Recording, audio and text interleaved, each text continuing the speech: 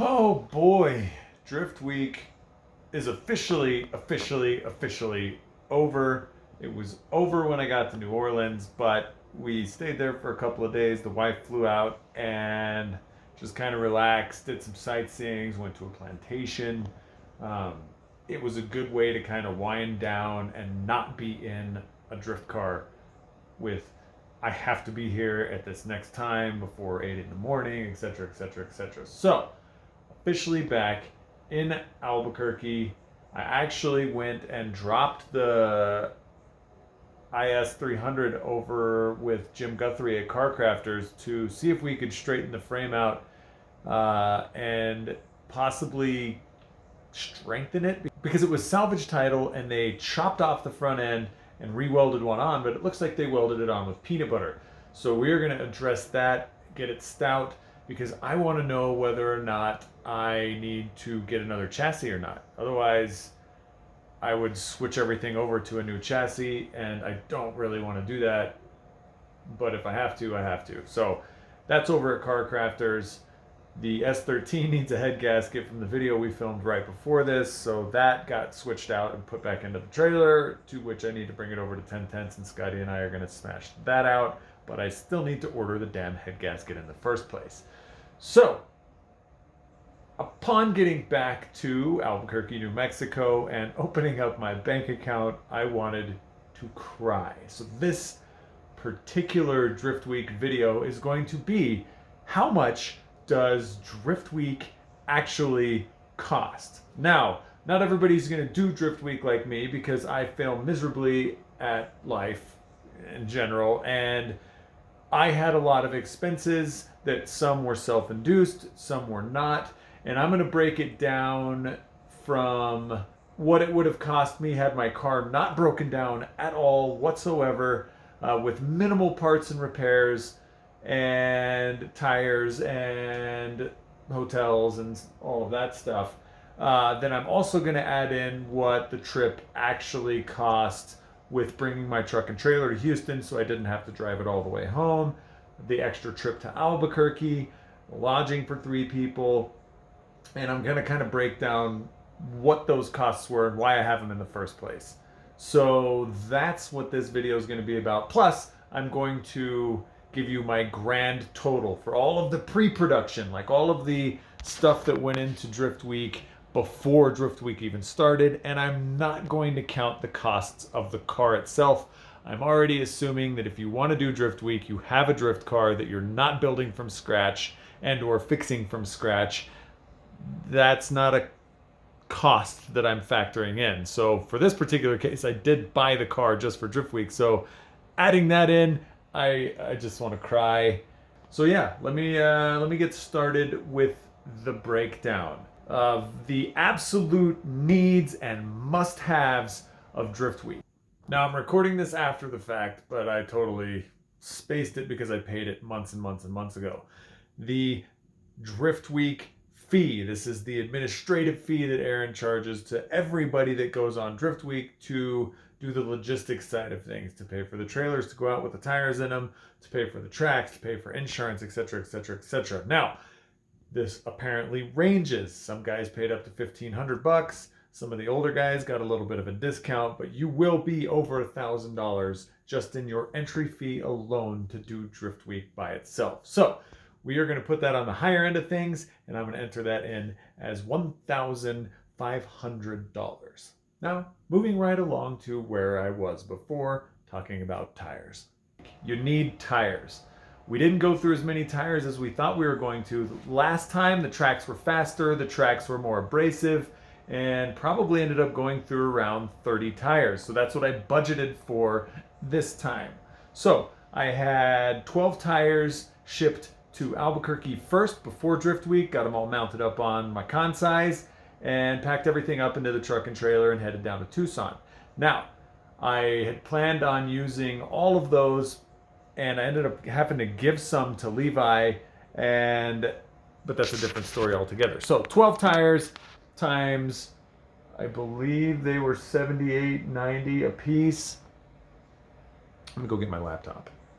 Now I busted out the old Excel and made a spreadsheet detailing pretty much everything. So I'm kind of going to go over that and I'll flash up the numbers on the screen. So these are the absolute musts. Like, it would be pretty difficult to do a drift week for anything less than this. Of course you can. Brandon Wicknick probably did because that's what he's really, really, really good at. I unfortunately don't have that luck and or mechanical ability to make that happen. So tires, the first 12 were $959.40 shipped. So that's the first 12 tires. The tires were $79.95 each shipped. And then my second group of tires was sent to New Orleans, and that was 22. So that was $1,758.90. So before the trip has even started, and I paid these on October 8th, my total for tires already was $2,718.30. So I'm already almost $3,000 in the hole, and drift week hasn't even started. Okay, so I have a super dialed car. It doesn't need a motor or transmission or anything extra. I'm not following behind the car with a truck and trailer, etc., etc., etc. This is just if you're taking a car to drift week and all your stuff is getting shipped elsewhere and you're just using the trailers that Aaron Losey provides.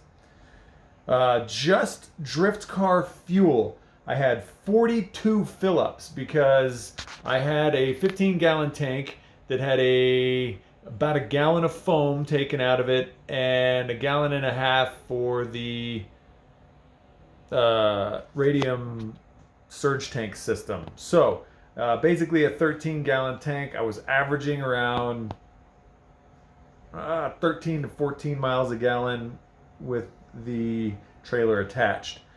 So 42 fill-ups, and I was at $794.80. So almost $800 in just fuel for the drift car. Of course, not going through as much on the highway jaunts, but going through plenty at the track days. It was at least a tank every single time we'd hit the track, and then filling up a lot along the way. They were very small fill-ups. It would usually be from 6 to 8 gallons because we didn't want to risk getting stuck somewhere. But yeah, so that was almost $800. The parts that I needed to buy on the trip itself. So this is parts that directly broke on the drift car, not including the motor or transmissions. I needed a battery, which was $130 from Walmart. I needed to get a jump box, which the only one they had at Walmart where we were was $179. I had to get an alignment in New Orleans, and that was $99. I had to purchase a crap load of clamps after Ian ran into me and squished my boost pipe. We didn't have a bead roller, so I kept blowing off boost pipes. So I had to keep buying clamps. So I have $60 in T-bolt clamps until we started zip tying them on, and then we could finally reuse it. But that's part of the thing. I had $224 in fluids, and that's mostly because of the transmission fluids. So I mean, I technically could take that one out. But I had to buy MT90 twice, and that was $200 of that. So technically it would have been $24, but I'm leaving that in there. Miscellaneous parts from parts stores came out to $179. My grand total for parts alone on the road, not technically directed towards the motor swap or anything, was $870. So now you move into the more personal aspect of Drift Week 2. So you can do it by yourself. You probably shouldn't do it by yourself because it's really difficult to drive that much, then to drive the next day, then to drive more, then to drive the next day. So you will need a little bit of help. Plus, it's nice to have somebody there to talk to. It's nice to have somebody there to help you work on your car, etc., etc. And it just makes the trip more fun because you have somebody there and you're not just alone. So, food for Scotty and myself. Now, the media guy was with us, but he paid for his own food. Thanks, Cosmo, for doing that. My food for the 17 days for two of us ended up being $627.86. And I will say that Scotty is a super cheap date. We didn't have to get a lot of extra food. Scotty's very simple, and I thank him kindly for that. Chips and salsa kind of guy with some Dr. Peppers, and he is A-okay. And a vegan meal every once in a while thrown in there. Now, you don't have to pay for food for two people, but if you're bringing somebody along on this trip and you make them pay for food, that's kind of a dick move. So wouldn't recommend it. Would definitely recommend at least supporting those that support you in that little way. So that brings us to our next personal cost, which is the lodging for 17 days. Now, the situation got a little bit nutty with the Airbnbs, and I got charged for extra nights that I didn't stay at some of these places, and it was kind of a bummer. And I learned my lesson. Next time I'm just going to get a hotel. It would have been cheaper. It would have been much cheaper just to get a hotel every night. And just split that with a bunch of people. I mean, you're at like $10 or $12 a piece. So for 2 nights for 3 people at the Aaron Losi procured Airbnbs, I was at $390. For 2 nights for 3 people at the Trenton procured Airbnbs, and Trenton is the white plate guy from all the videos, I was at $190. I also had to get hotels, and I think we had 5 nights total of hotels, which ended up being around $412.69. Then I had to get 1 extra night of hotel for messing up and booking Scotty the wrong day's plane ticket, and that was $98. So the total for 17 nights of lodging is $1,090.69. Now, while it is nice to stay in the Airbnbs, we didn't ever get to the Airbnbs until like 4 a.m. every night. So we would get to the Airbnbs that I was paying hundreds of dollars a night for. There wouldn't be any showers available, and we would take naps and have to wake up at like 6 a.m. to drive all the way across town to get to the tracks that we were going to. So that was not an optimal situation in any way, shape, or form. So another $1,000. Tire changing and disposal fees. I didn't want to deal with mounting and dismounting tires, etc., etc. So I paid, they have a $200 flat fee to change tires, and then it was $80 to dispose of tires. So I was at $280 for tire mounting and disposals. So, without including the truck that I followed the car with, without including the motor, which I had problems with, without including any of the pre-prep, just the actual costs for Drift Week, I came in at, if you are planning to do Drift Week, you will be somewhere around that. So just be prepared for that gut-wrenching cost. It's just, that's just what it is. I mean, that's the brass freaking tax. Now, if you're like me and you break way more stuff than normal humans, and you compensate for that by driving your truck and trailer to Tucson, then back to Albuquerque, you're doubling a lot of things, especially the fuel costs. So my costs for doing Drift Week 2 with just the motor replacement. So the motor replacement ended up costing me a 2JZ short block, which was $1,500, 2 head gaskets, which ended up being $160, 2 sets of pulleys and tensioners, which was $216.88, and a set of ARP head studs. Because Santi did that for me, I went ahead and bought those for him. So that was $136.99. So just the motor swap replacement without any fluids, without anything else, cost me $2,014. We added in an oil cooler to that. That was like $180, and a couple of other little small things. I had to go to a local store, get a bunch of AN fittings. That was $194. So I would say all in for the motor swap, that cost me $2,500. I'm not going to include just the AN fittings and stuff. So total with motor replacement for Drift Week 2 was $8,395.65. Ouch. Hurts the soul. Now that we have those prices in, I mean, that's kind of to be expected. There were some guys on the trip that went through 2 motors. I think Seth went through 3 motors. So that's going to be even more pricey the more motors in you get. And I'm not even including the transmission because I haven't kind of settled with Jeff for that yet. So we'll figure that out later. Now, The total with motor replacement and bringing the truck to Houston. So I trailered out to Tucson, and the plan was to drive the drift car from Tucson to Houston and trailer behind, and then leave the truck and trailer in Houston at Will Parsons' house. Thank you, Will and Morgan. You guys are the best. And do the rest of the trip, then only have to drive from Pensacola to Houston, and then trailer the 20 hours home from there, making life a little bit easier and not being in the drift car. So that was an added cost. But we had to add even more when I had to trailer back to Albuquerque and then all the way down to Houston. Just the diesel fuel alone was $880.71. The other large cost was my front brakes totally went out, and I had to get that replaced, and that was $1,313. That was just a random truck maintenance cost that I have to factor in because it happened during Drift Week. So say you have to build a car for Drift Week 2, or you get one like I did, and you have to fix the ever-living shit out of it.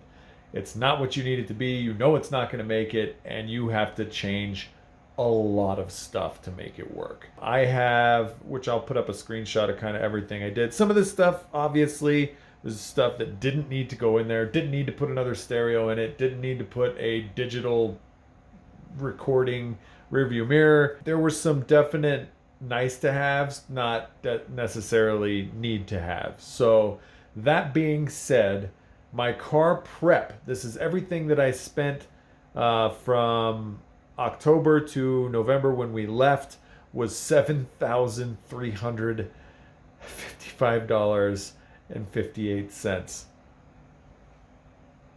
Ugh. Yeah, I know.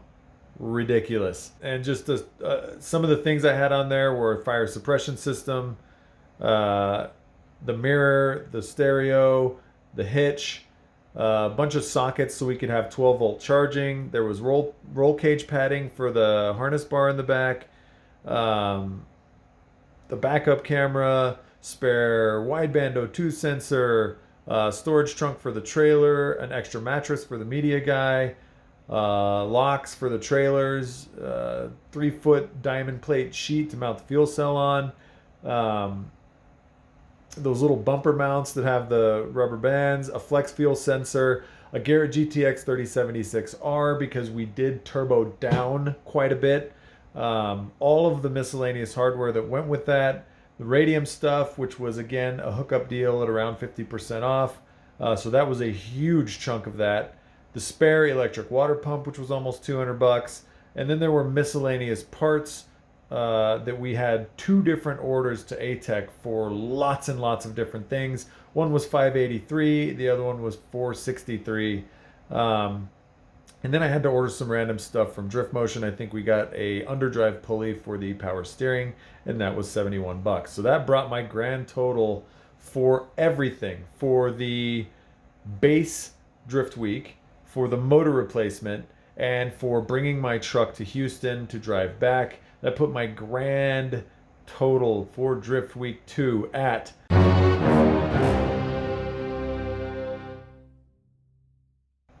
I hope this doesn't steer anybody away from Drift Week because it is an absolute blast, and obviously I wouldn't do it if it wasn't. But I want people to be realistic in what this trip can actually end up costing them.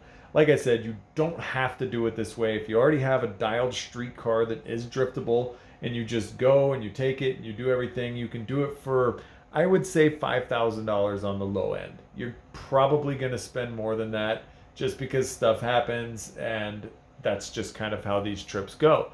You have to also imagine that this is like cramming an entire season of Formula D. We did 8 events, some 2 days in a row, and that's cramming an entire season of Formula D into a week and a half. You are going to break stuff. You are going to have issues, and I hope this doesn't turn you off, but it can kind of escalate out of control very, very, very, very quickly.